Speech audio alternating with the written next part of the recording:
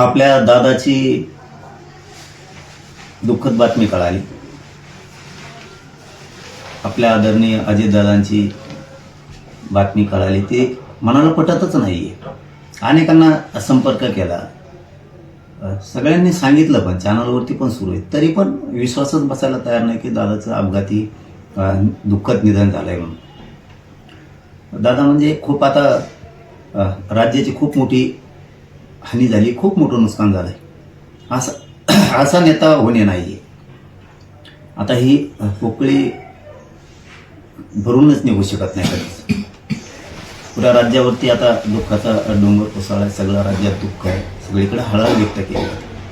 स्पष्टपणानं काम करणारे दादा. कोणाचं काम होणार असेल तर होणार म्हणणार, नाही म्हणले तर नाही म्हणणार. सगळ्याच लोकांचं याच्यामध्ये नुकसान झालंय.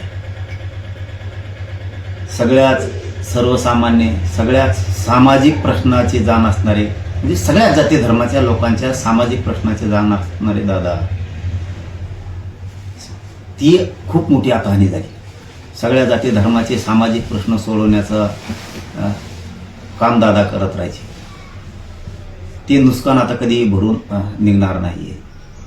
खूप मोठी हानी राजकीय सामाजिक झाली. महाराष्ट्रातच नाही तर देशात असा धाडसी निर्णय घेणारे असे दादा पुन्हा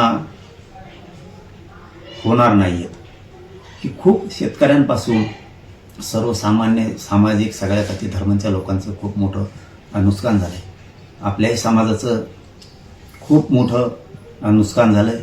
खूप मोठा सामाजिक राजकीय आधार दादा होते सगळ्यांचा. ही बातमी आत्ताही पटतच नाहीये. दादांचं अपघाती दुःख निधन झालंय म्हणून काय बोलावं काय कळतच नाहीये. दादा नाहीयेत, दादाचं अपघाती निधन झालंय, या बातमीवरती विश्वासच बसत नाहीये. खूप खूप मोठं नुकसान याच्यात झालंय. खूप मोठा आधार राज्याचा, आपल्या सामाजिक राजकीय सगळाच खूप मोठं नुकसान झालं.